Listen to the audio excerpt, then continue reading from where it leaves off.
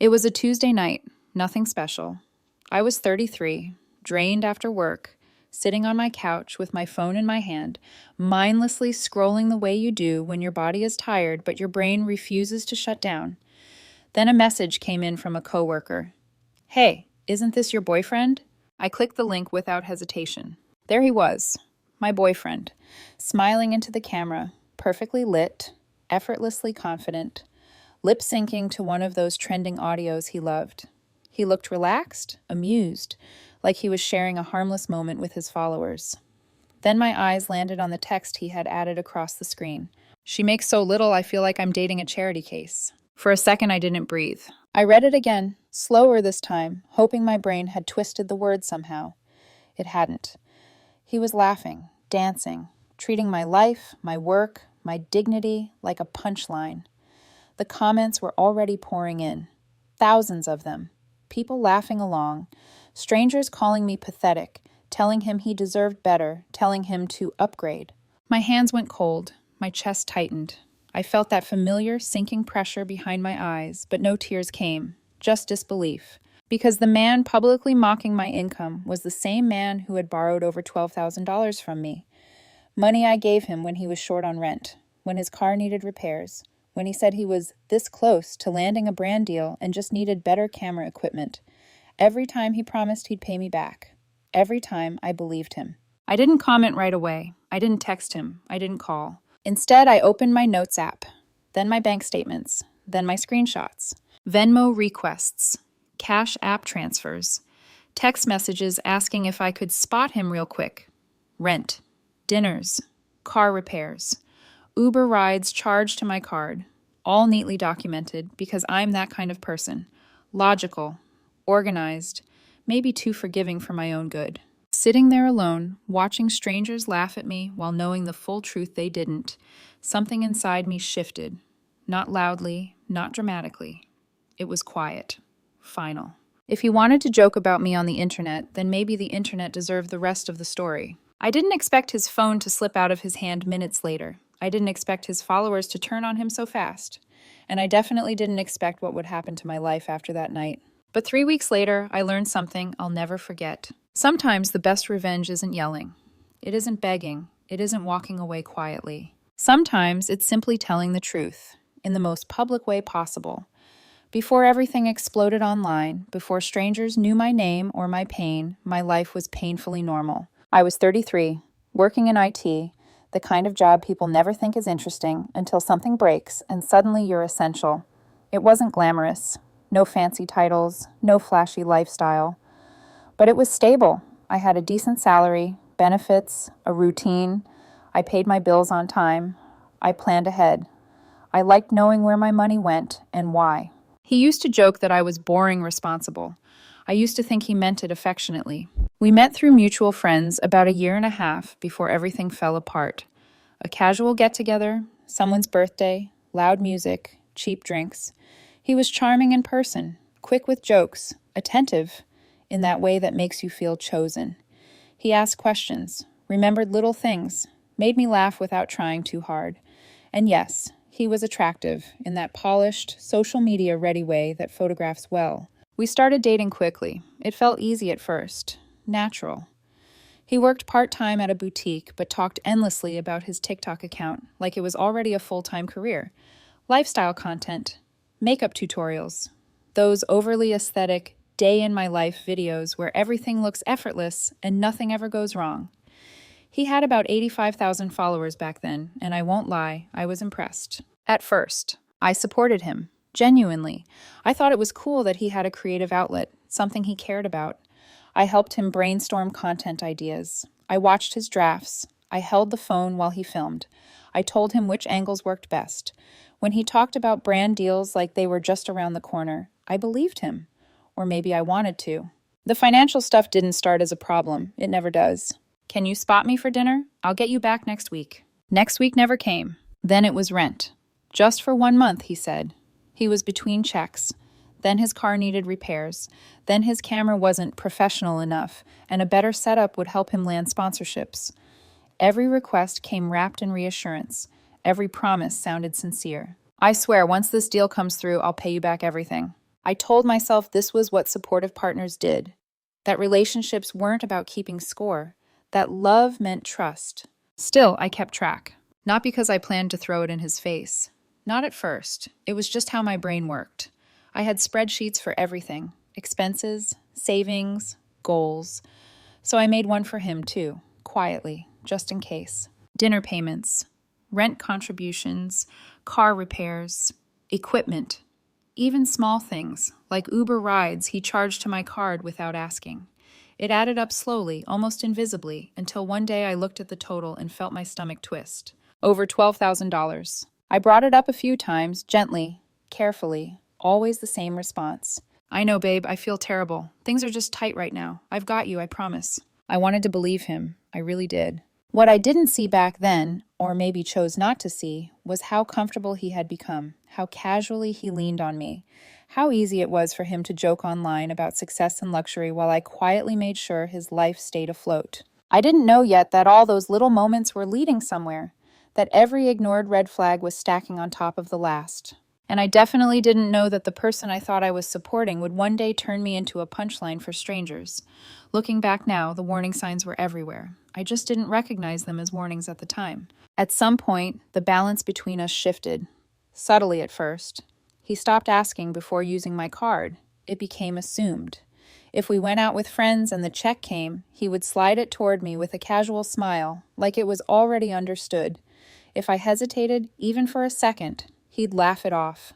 Relax, I'll get the next one. The next one never came. His social media persona kept growing, while his real life stayed strangely stagnant. He spent hours filming, editing, re-recording the same clips until the lighting was perfect, but when it came to actual work, he always seemed to have an excuse. A headache, a bad mental health day, an algorithm issue, anything but accountability. And slowly, the way he talked to me began to change. Not overt insults, never that obvious. It was little things. Jokes about how safe I was. Comments about how I didn't get aesthetics. Remarks about how my job was cute but not exciting. Always said with a smile, always followed by a kiss. So I told myself I was being too sensitive. His friends didn't help. They loved the version of him they saw online. The confident influencer, the one with followers and opinions.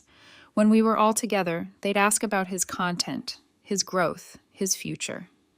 No one ever asked how he was paying his bills. No one ever asked about the money he owed me. His family was polite but distant. His mother liked to remind me how lucky I was that her son was creative and ambitious. His sister once joked that I was his financial backbone. Everyone laughed.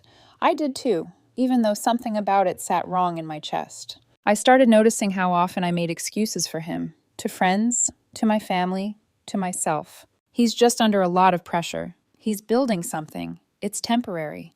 But the tension kept building. He'd get defensive whenever I brought up money, accuse me of not believing in him, of putting pressure on him, of being unsupportive. "Do you know how hard it is to create when you're stressed?" he asked once, voice sharp. "You counting every dollar makes it worse." So I stopped asking, stopped bringing it up. I told myself peace was more important than being right. Meanwhile, the gap between our private reality and his online image grew wider. On TikTok, he talked about independence, confidence, success. In real life, he borrowed cash for gas. On camera, he preached self-worth. Off camera, he relied on me to keep everything together. I remember one night, lying in bed next to him, scrolling through his comments while he slept. Strangers telling him how inspiring he was, how lucky anyone would be to date him, how he deserved the world. I stared at the ceiling and felt something I didn't want to name. Resentment. I loved him. Or at least I loved who I thought he was, but I couldn't shake the feeling that I was being slowly drained, emotionally and financially, while being asked to smile through it. Still I stayed, because leaving felt dramatic, because I kept hoping he'd change, because I didn't yet realize that the real break wasn't coming quietly. It was coming publicly. It happened on a Tuesday night. I remember that clearly, because everything after that feels divided into before and after. I was sitting on my couch, laptop still open from work, phone in my hand, half scrolling, half zoning out. My body was tired, but my mind was restless in that quiet, uneasy way I'd grown used to around him. Then my phone buzzed. A message from a coworker I wasn't particularly close to. "Hey, isn't this your boyfriend?" There was a link underneath. I clicked it. The video loaded, and there he was, framed perfectly, smiling like he didn't have a care in the world. He was lip-syncing to a trending audio, swaying slightly, relaxed, confident, like this was just another piece of content for his audience. The lighting was warm, the background curated. He looked good, too good. Then I saw the caption he had added across the screen. "She makes so little, I feel like I'm dating a charity case." My chest tightened instantly, like someone had reached inside and squeezed my lungs. I watched the video again, and again, each time hoping I'd misunderstood, that maybe it was satire, that maybe I wasn't the she he was talking about. But I knew better. We'd had conversations about my job, about money, about how he thought I worried too much about stability. The comments were already out of control. Hundreds, then thousands. People laughing, people agreeing, people tagging their friends, girls cheering him on, telling him he deserved better, telling him to upgrade. I scrolled until my fingers started shaking. I could feel my heartbeat in my throat. My palms were damp. My face felt hot, like embarrassment had physically manifested under my skin. This wasn't a private argument. This wasn't a careless comment said in frustration. This was public humiliation. I thought about all the nights I'd transferred money without hesitation, all the times I'd reassured him it was fine, that we'd figure it out, all the ways I'd protected his image, even to myself. And there he was, using me as a joke. Something inside me went very still. I didn't cry. I did not yell. I didn't even feel angry in the way I expected. It was more like clarity, sharp and sudden, cutting through all the noise. I opened my screenshots folder, then my banking apps, then my messages. Venmo requests, Cash App transfers, texts asking if I could help him out real quick, promises to pay me back next month. Dates, amounts, receipts I had never intended to use, suddenly lining up like evidence. It took me about 20 minutes to gather everything. 20 minutes where my hands moved automatically while my mind replayed that caption over and over again. When I was done, I went back to TikTok. I didn't have a big account. I barely used it. But I logged in anyway and went to his video. My finger hovered over the comment section for a second longer than I expected. Then I typed, "Funny, considering you've borrowed over $12,000 from me that you never paid back, but go off, I guess." I hit post. The comment went live instantly, sitting there, visible to everyone. My heart was pounding now, hard enough that I could feel it in my ears. But I wasn't done. I made my own TikTok, a simple slideshow, screenshot after screenshot, dates, amounts, no commentary, no insults, just facts. I tagged his account, added a caption. Since we're being honest on the internet now. And at 8:47 p.m., I hit post. I had no idea that within minutes his phone would start lighting up. I had no idea his followers would turn on him so fast. And I definitely didn't expect how completely that one decision would change everything. The first few minutes after I posted the video felt unreal. I sat on my couch, phone in my hand, staring at the screen like it might disappear if I looked away. My heart was racing now, not with excitement, but with the delayed shock of what I'd just done. There was no taking it back, no unsend button. The truth was out there, floating freely, no longer something I carried alone. At first, nothing happened. Then the notifications started. My comment under his video began collecting likes at a speed I'd never seen before. Dozens, then hundreds. Replies stacked on top of each other faster than I could read them. People asking for receipts. People tagging friends. People suddenly questioning the image they'd believed in for so long. I refreshed my own video. 10,000 views. Then 20. Then 50. My phone buzzed so constantly it felt alive in my hand. I turned the volume down, but the vibration kept going, like a pulse I couldn't escape. I wasn't celebrating. I wasn't smiling. I felt hollow, like my body was watching someone else's life unravel in real time. Around 9:30 p.m., his name appeared on my screen. Calling. I stared at it until it stopped. He called again. I declined. Then the text started flooding in. "What the hell did you just do? Delete that video right now. You're making me look bad in front of everyone. This is defamation. I can sue you." I read them slowly, feeling a strange calm settle over me. When I finally replied, I kept it short. "Truth isn't defamation. You made yourself look bad. I just added context." The phone rang again. This time, I answered. I put it on speaker, set the phone down on the table, and leaned back against the couch. My hands were steady now. "Take it down," he said immediately. No hello, no apology, just anger. You're ruining my reputation. I let out a quiet laugh, more disbelief than humor. Your reputation? You mean the one where you pretend to be a successful influencer while borrowing thousands from your girlfriend and then mocking her publicly? It was just a joke, he snapped. You're taking it way too seriously. Oh, I said calmly. So when you humiliate me online, it's a joke, but when I post facts, it's an attack. You're being vindictive. I'm being honest. There's a difference. I could hear his breathing on the other end, fast and uneven. Then his tone shifted. My followers are tearing me apart. Do you have any idea what this is doing to my mental health? That one hit something in me. Do you know what it did to mine? I asked quietly, watching you laugh about my income while I was supporting you financially. He went silent. Then, softer, I'll pay you back, I swear. Just delete the video. That's what you've been saying for a year, I replied. I don't believe you anymore. Please, he said, and for the first time he sounded scared. I'm begging you, I'll lose everything. Maybe you should have thought about that before you made me the punchline of your content. I hate you. Yeah, I said evenly. I'm getting that impression. The call ended abruptly. I set my phone down and stared at the ceiling, my chest rising and falling in slow, controlled breaths. I wasn't shaking anymore. I wasn't crying. I just felt done. When I looked back at my screen, the numbers had doubled again. The truth was moving faster than either of us could stop it. By the time midnight hit, everything had spiraled beyond anything I could have imagined. My video wasn't just spreading, it was exploding. Drama accounts picked it up. Commentary pages reposted it.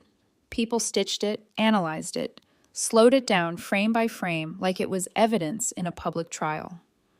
The same followers who had hyped him up hours earlier were now tearing him apart with surgical precision. I watched the numbers climb in stunned silence. 100,000 views, 200, 500,000.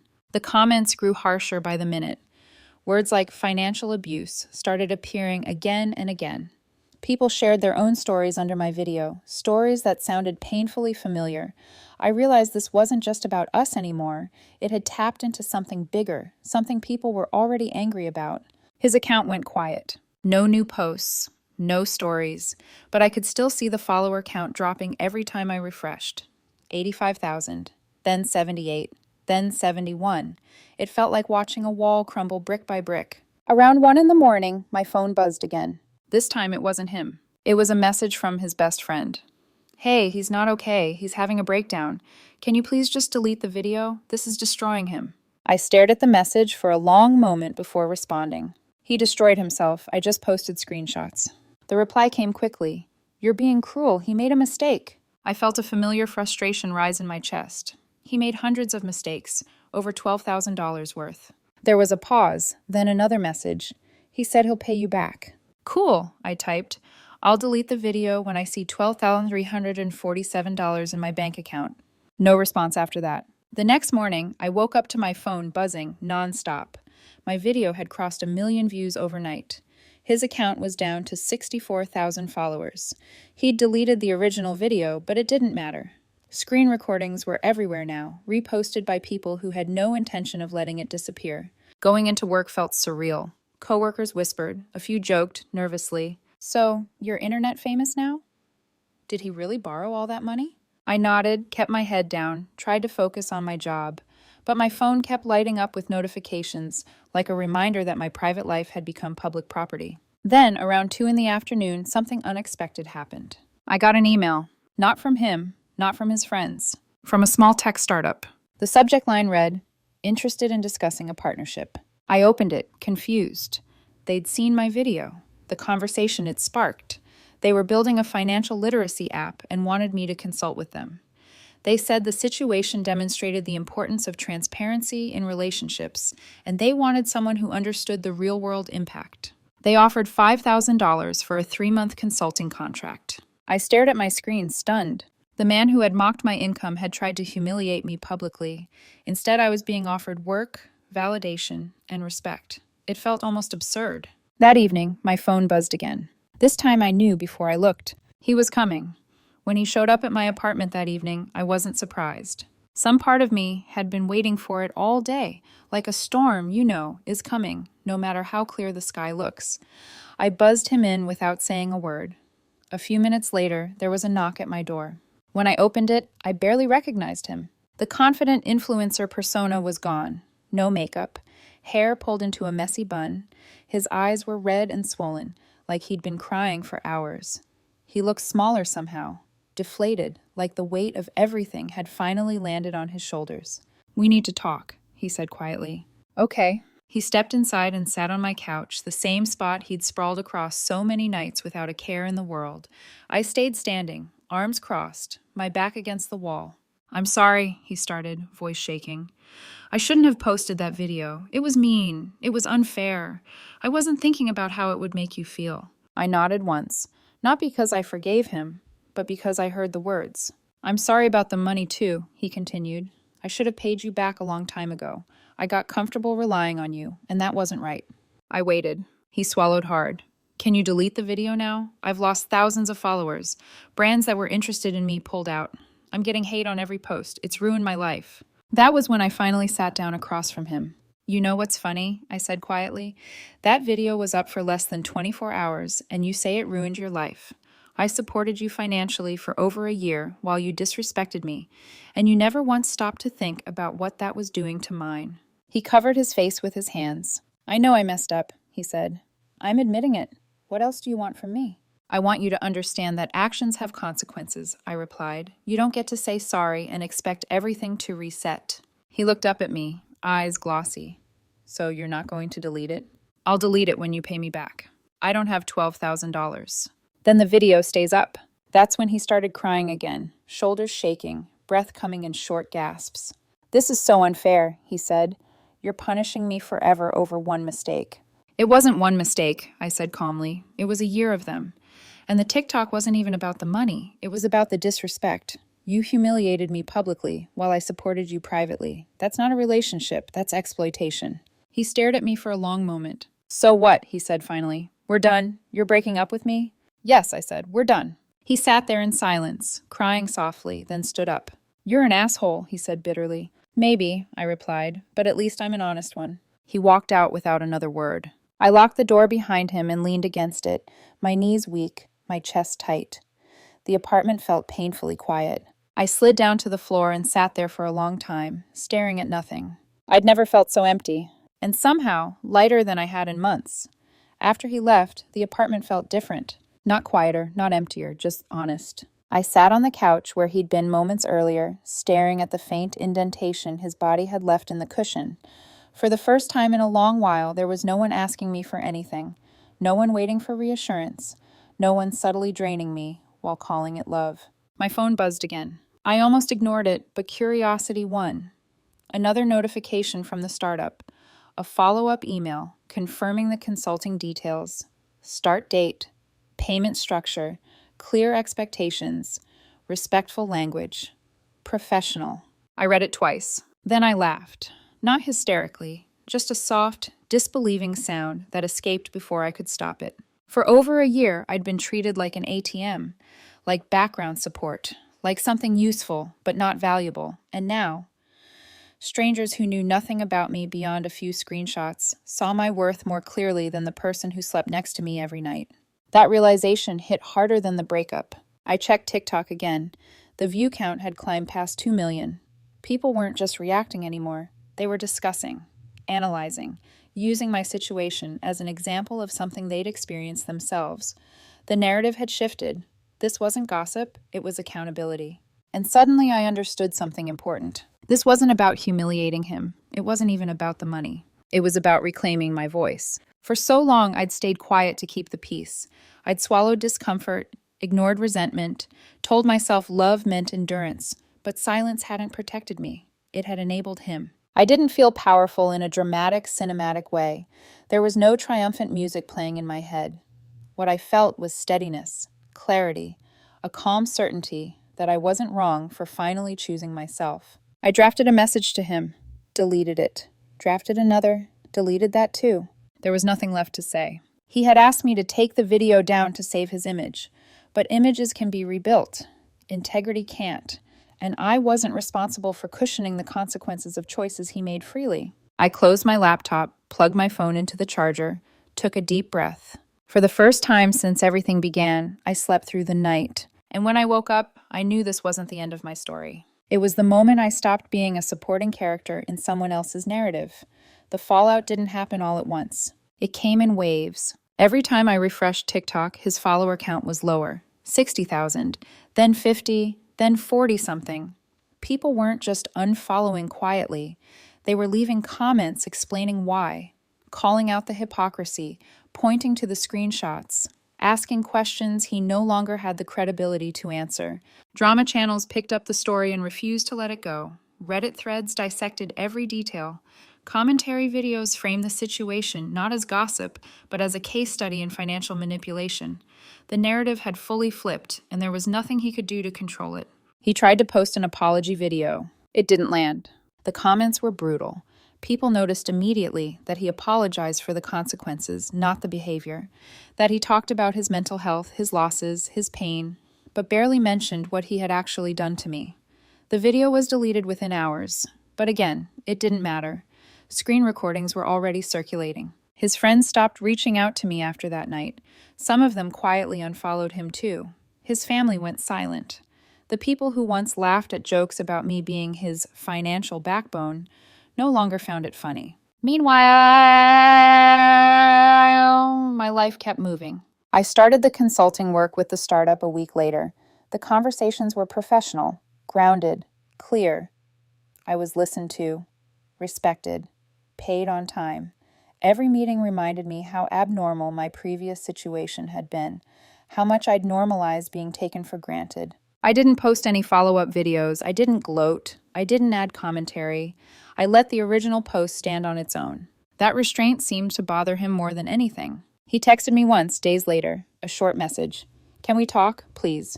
I didn't reply. Not out of spite, out of self-preservation. I heard through mutual acquaintances that brand deals had fallen through, that he'd deleted most of his content, that he'd moved back in with his parents and picked up a full-time retail job.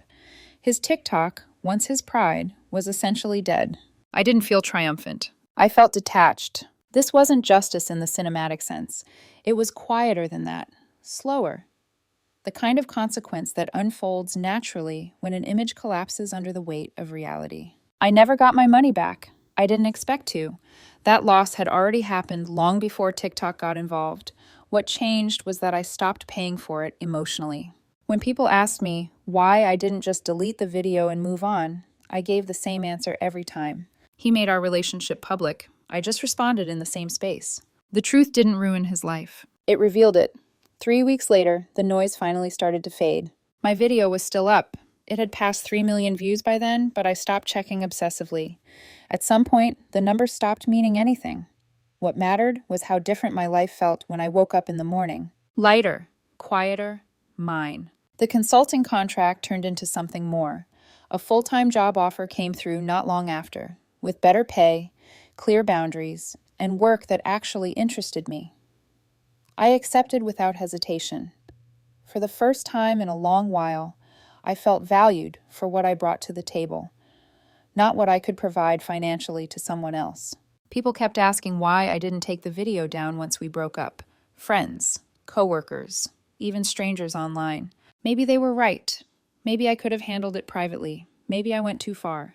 But here's the truth I don't say out loud very often. He didn't apologize for hurting me. He apologized for getting caught. There's a difference. I didn't keep the video up out of anger. I kept it up because erasing it wouldn't erase what happened.